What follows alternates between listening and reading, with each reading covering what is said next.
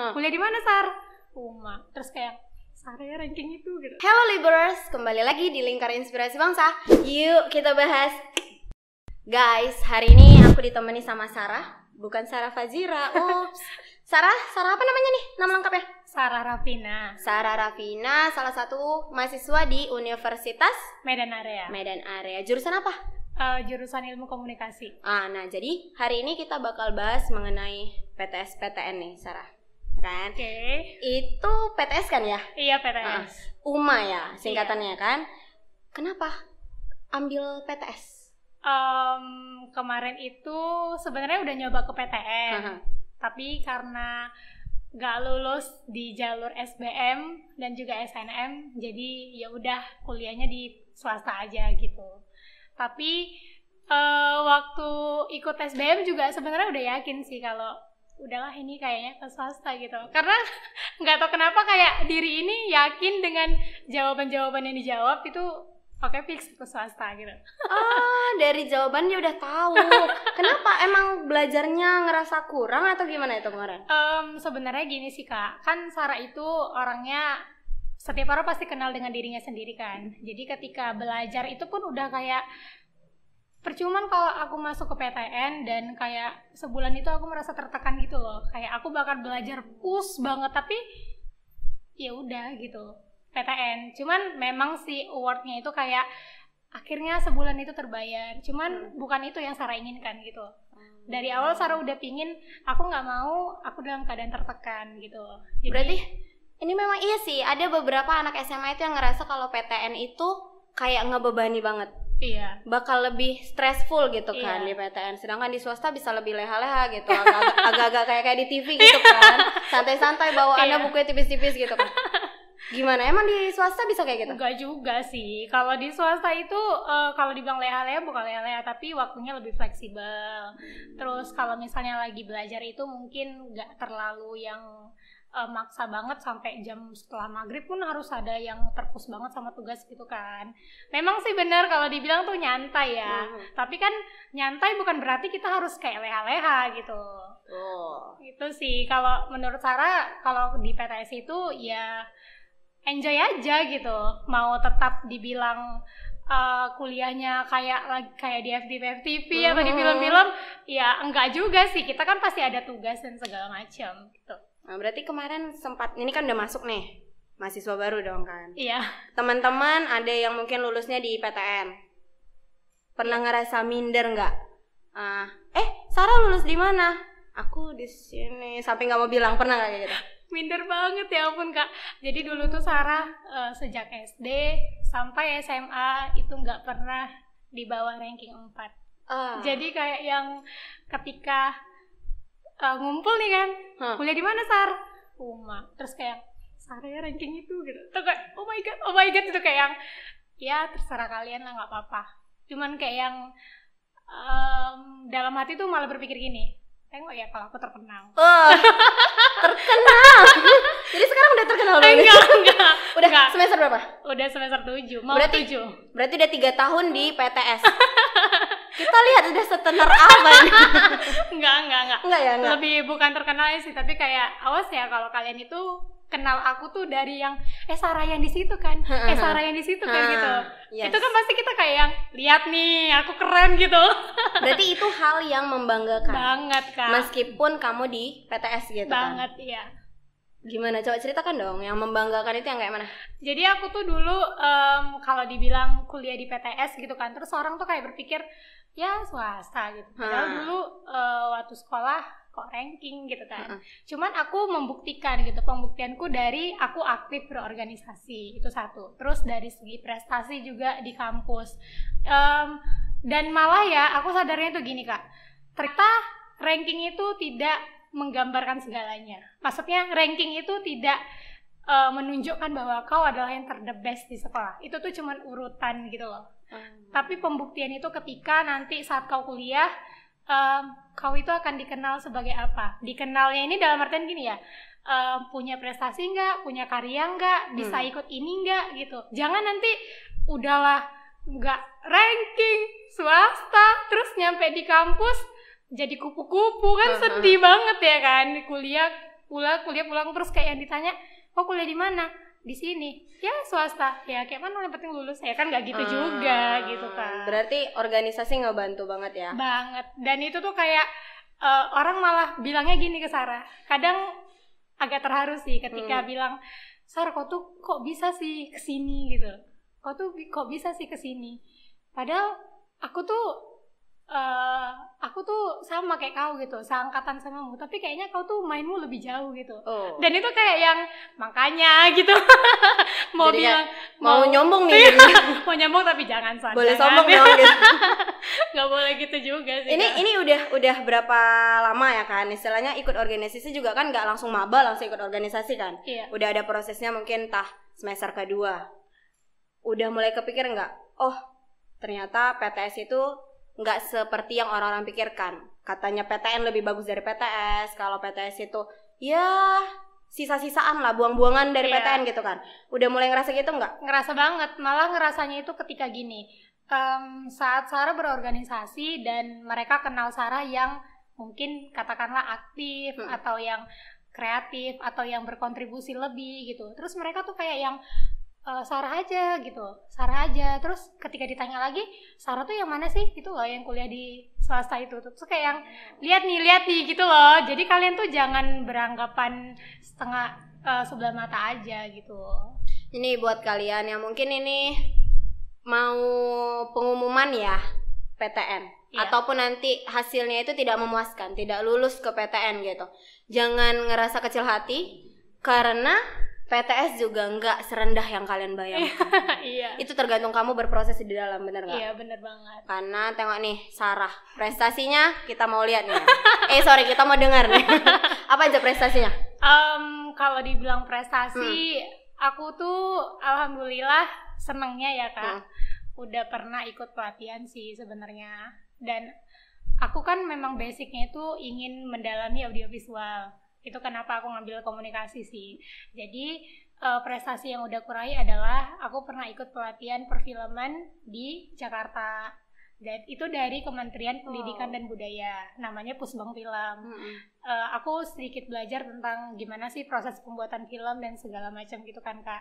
Terus alhamdulillah juga dapat beasiswa di kampus. Dan itu beasiswanya itu tergabung dari 5 universitas yang ada di Medan. Jadi ketika kita udah nerima beasiswa itu, kita akan masuk ke dalam komunitas mereka, Genbi, dari Bank Indonesia. Jadi ketika kita menerima beasiswa dari Bank Indonesia, terus nanti kita gabung nih di komunitasnya mereka. Nah, disitulah kita akan kenal lagi nih sama mereka yang PTN gitu kan. Apalagi kan di sana tuh kayak ada USU, Unimed, Uinsu. Nah, itu salah satu PTN di Medan yang tadi ya, USU, Unimed, Uinsu ya. Itu ada juga yang dari Jawa, Unpad ya? Unpad. Unpad. Paca Budi. Jadi itu memang udah tergabung, jadi 5 ya, sama satu lagi UMA ya. Iya. Oke, itu dapat beasiswa. Iya. Prosesnya kayak mana tuh? Semester berapa kemarin dapat? Dapatnya itu waktu semester 4. Semester 4. Jadi apa aja prosesnya? Jadi waktu itu sebenarnya mungkin teman-teman yang lagi kuliah pernah ngerasain ini sih. Kalau informasi beasiswa itu kadang suka dipendem. Yes, benar. Sorry spoiler teman-teman. Pernah kuliah gitu juga. Sorry spoiler teman-teman. Jadi kalian hati-hati kalau kuliah. Jadi waktu lagi ada pengumuman tentang beasiswa itu tuh kayak ke struggle gitu untuk harus ikut nih gitu. Apalagi dapat ceritanya kalau ketika kamu dapat beasiswa itu, kamu nggak hanya dapat bantuan dana kuliah aja, tapi kamu akan dilatih leadership-nya. Nah, Sarah kan juga senang berkegiatan. Jadi kenapa enggak gitu? Malah nggak tahu kenapa, kayaknya ketika mencoba beasiswa itu malah lebih berpikir gini, aku ikut beasiswa ini untuk dapat leadership camp-nya aja sih, gitu sih gitu. Kalau misalnya dapat uangnya, ya udah bonus gitu. Aku malah jadi berpikir gitu, malah kayak yang penting bersosialnya itu loh, karena sebenarnya poin dari berkuliah itu adalah kita membangun relasi, kita membangun mitra, kita membangun banyak sosial yang ada di dekat kita gitu. Jadi nanti akan ngebantu kita juga sih sebenarnya di dunia kerja. Nah, itu sih sebenarnya yang membedakan dari mahasiswa dengan yang tidak berkuliah. Benar nggak? Iya. Yes. Jadi dari situ relasinya terbentuk. Meskipun agak jadi berubah Berubah, tapi tetap dapat dong beasiswanya. Tetap dapat.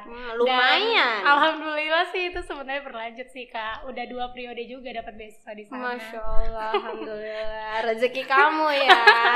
Amin. Sarah, ini kan udah semester 7 ya? Iya. Masuk semester 7 awal ya. Apa kesibukan?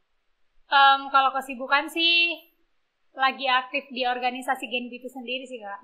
Jadi lebih banyak ikut kegiatan dari Genbi dan juga ikut di organisasi yang namanya Indonesia Youth Icon dari Yayasan Bangga Jadi Indonesia. Bang apa? Bangga Jadi Indonesia. Bangga. Oh, aku mikirnya bang ya. Bangga Jadi Bangga Indonesia. Jadi Indonesia, iya. Itu untuk mahasiswa aja? Kalau Bangga Jadi Indonesia itu sebenarnya berlaku dari anak SMA. Cuman kan Sarah kan ikut di sana dari tahun 2016. Jadi bergilir sampai sekarang nggak jadi pengurus di sana gitu sih. Udah mulai berkontribusi untuk Indonesia. Iya dong, ya kan? Harus. Jadi itu mahasiswa dimulai lah dari SMA tadi karena udah bisa kan? Iya. Mungkin ada junior nih yang nonton di rumah SMA mulai cari-cari tahu dengan program-program yang kayak gitu. Jadi nanti waktu kuliah nggak terkejut. Karena itu dituntut loh. Iya, benar, itu ngebantu banget kamu bersosialisasi dengan orang-orang banyak di luar. Malah yang kadang kagetnya tuh gini, ketika di awal-awal kuliah tuh kan Sarah kan memang udah minatnya ke sini nih, udah tahu nih kenapa milih ini gitu kan Kak. Terus ketemu sama temen yang kayak hopeless gitu loh. Jadi kayak ngobrol lagi di taman terus kau kenapa ngambil jurusan ini gitu kan. Ya cuman itulah yang nampak katanya. cuman itu yang nampak. Jadi kayak yang apa yang dapat lah. Iya, apa yang dapat lah. Terus yang lucunya itu kenapa ngambil ilmu komunikasi? Biar pandai ngomong. Itu kayak yang aneh sih sebenarnya dengar kayak gitu. Dari kecil udah pandai ngomong berapa tahun? Karena sebenarnya kan memilih jurusan itu lebih ke passion ya Kak. Yes, ini kita bahas passion. Berarti ini udah sesuai passion kamu nih? Banget lah Kak. Jadi kayak bersyukur banget sih sebenarnya kayak aku nggak nyesel pilih ini gitu. Nggak tahu kenapa tuh kayak berpikir untuk pindah pun nggak gitu. Aku akan di sini dan aku akan lanjutin gitu. Itu passionnya apa nih? Di bagian komunikasinya atau emang di organisasinya atau tadi ngebahas film tadi kan kita? Iya. Atau di bagian mana yang lebih spesifik passion kamu? Aku kan memang minatnya di film Kak. Aku tuh hobi banget, film hunter banget. Dan film juga, Korea nggak? Enggak.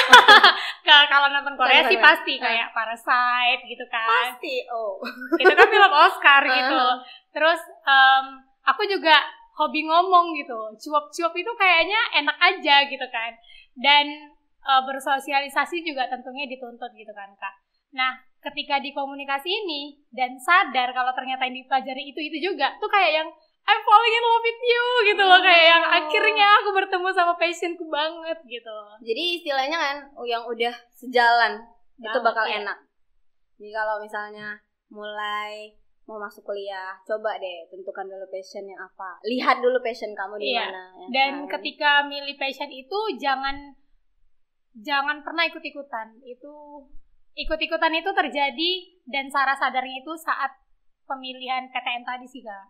Jadi kalau kita flashback di ceritanya Sarah di PTN ya, dulu tuh kenapa nggak langsung ambil ilmu komunikasi? Sebenarnya bisa aja sih jalur gitu. PTN kemarin ambilnya dapet, cuman karena dapet kan war-war per kelas itu kan pasti ada tuh kan, kayak yang anak IPS jangan lakukan anak IPA ngambil IPS gitu kan. Nah, gengsi dong gitu. Jadi kamu anak IPA.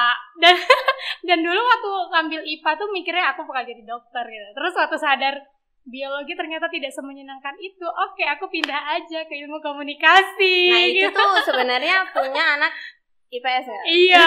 Waktu pemilihan jalur jurusan di SNM itu nyesel banget rasanya, kayak kenapa sih pilihan jurusanku itu nggak diprioritasin nomor 1 gitu. Malah kayak aku punya teman sih kan, jadi kayak dia ceritakan dia tuh ngambil jurusan 1 dan dia tuh lulus kayak oh my god kenapa aku dulu nggak gitu juga gitu. Nyesel banget sih sebenarnya, tapi ya udah berlalu. Emang apa pilihan pertamanya tadi apa? Sarah, matematika USU. Nah itu anak IPA banget. Sedangkan passion dia itu nggak ngebayang nggak kalau misal kamu lulus di jurusan matematika tadi? Iya sih, kebayang banget sih. Kayak aku kalau di matematika USU mungkin aku bakal jadi jatuh-jatuhnya guru. nggak kayak gini jadinya. Iya, gitu ya. malah kayak yang aku untuk ngajar aku kan juga ngajar anak kelas kan Kak. Untuk ngajar satu anak aja aku udah yang kayak ampun nak, tolong dong nurut gitu. Karena nanti aku betul jadi guru gitu kan. Untuk depan orang udahlah bahagia sih di ilmu komunikasi. Ya, artinya ya jalannya itu udah diatur ya kan. Iya. Nggak lulus di situ ya di PTS juga dia berkembang banget. Siapa tahu nanti jadi produser film ya. Amin. Udah bisa belum jadi artis? Amin. Kita testing dulu ya Kak. Nanti save kontak ya kalau Instagram. Jangan lupa kabar-kabari kalau udah ada rumah produksinya. Insya Allah. Kasih pesan dong buat teman-teman yang di rumah yang lagi nonton. Pesan ya. Jangan terpaku sama mindset orang yang PTN itu terbaik. Kalau aku sih lebih gitu lah. Jangan pernah gengsi, itu satu. Gengsi itu akan membuat kamu jadi banyak mikir. Bener banget sih. Kerasanya itu waktu kemarin pemilihan jurusan. Kalau kamu gengsi cuman gara-gara kayaknya kalau kamu ambil HI keren nih. Kayaknya kalau kamu ambil kedokteran keren nih. Sorry, kamu mampu nggak gitu. Itu yang paling penting. Kalau misalnya tadi kan gengsi. Terus satu lagi, jangan pernah sombong juga. Sombong itu kayak udah tahu kamunya kayak gitu, tapi kamu tetap berkutat di situ gitu. Kamu nggak akan berhasil gitu loh. Kamu nggak akan diaminin Allah gitu. Kamu nggak akan diokein Allah kalau misalnya kamu sombong di situ. Berarti istilahnya ya kamu buang gengsi kamu, gitu ya. Nggak boleh gengsi. Intinya itu dari si Farah. Berarti ini udah mulai merasa sukses nggak? Kalau dibilang merasa sukses, insya Allah banget lah Kak. Hampir ya? Hampir. Emang standar suksesnya kayak mana Sarah ini? Sebenarnya kalau Sarah sih lebih ke gini, punya impian. Impiannya itu pingin sebelum umur 25 tahun aku mau buat film sama Joko Anwar. Titik. Itu kayak Bapak Joko Anwar, silahkan dengar. Ini adalah permintaan anak negeri. Mau buat film mungkin dengan Pak Joko Anwar, silahkan. Aduh ya Allah. Saya rekomendasi Sarah. Mau kira-kira tentang apa filmnya? Aku salutnya lihat Joko Anwar itu dia mengangkat kembali legenda Indonesia tuh melalui komik-komik yang ada. Itu kayak Gundala tuh kan, itu sebenarnya kan histori Indonesia banget yang diangkat. Cerita Mandala, cerita Sri Asih, dan yang lainnya. Itu tuh sebenarnya legenda Indonesia banget yang diangkat. Terus aku malah berpikir, oke, dia superhero, aku main ke cerita rakyat. Terus kayak, aku ada nih kiblatku Walt Disney. Kan aku juga punya impian nih kan Kak, sebelum umur 25 aku pingin main ke Walt Disney. Terus aku juga berpikir, keren nih kayaknya kalau Danau Toba dikartunin ala-ala Walt Disney. Wih, kayak kebayang gak sih kayak satu Indonesia tuh nonton kartun tapi terflashback lagi gitu sama kisah-kisah legenda Indonesia gitu. Kan itu adalah ya punya kita gitu iya, kan, punya alam kita dan kayak kembali lagi, oh iya ya ternyata Indonesia ini sekaya ini gitu. Ternyata Indonesia nggak cuma tonton yang film-film barat. Ya, nggak cuman yang betul nggak cuman itu. Nggak boleh nyebut merek ya. Nggak boleh. Tapi jangan salah loh, memang film Indonesia sekarang lebih lagi naik ya, lagi keren-kerennya banget kan. Lagi memang perjalanan perfilman Indonesia dan perindustrian Indonesia itu memang lagi up-upnya sih. Mereka juga mencoba untuk yuk kita bareng-bareng menaikkan industri film Indonesia gitu loh. Jangan terjebak sama kebucinan karena kan film Indonesia ini kan banyak kayak cerita anak SMA gitu kan. Benar. Tapi kan yuk kita berkarya tapi karya yang bisa dinikmatin siapapun dan itu bisa jadi kayak ini loh mahkotanya Indonesia di Oscar. Yes, gitu. Benar sekali. Jadi benar-benar ini recommended banget ya Pak. Selain dia punya tujuannya mau seperti apa, tapi dia juga mau membangun Indonesia Pak. Minta tolong saya Pak. Betul. Ya Allah. Ini sekarang usia berapa? Aduh tua kali ini kok disebut. Enggak, biar kita tahu ini gimana. 21 kan. 21 berarti ada 1 2 3 4 tahun lagi untuk meraih mimpi. Benar ya? Insya Allah. PTS enggak kalah dari PTN. Pola pikirnya keren banget ini udah. Insya Allah. Minum dulu kita yuk. Aduh ya ampun. Kira-kira kapan bisa datang lagi? Banyak nih sebenarnya mau dikorek. Tadi dapat beasiswa kan? Aduh, iya Kak. Itu mau kita coba pancing-pancing beasiswa seperti apa? Boleh. Oke, jangan bosan ya datang kemari. Insya Allah. Oke guys, sampai jumpa pada episode berikutnya.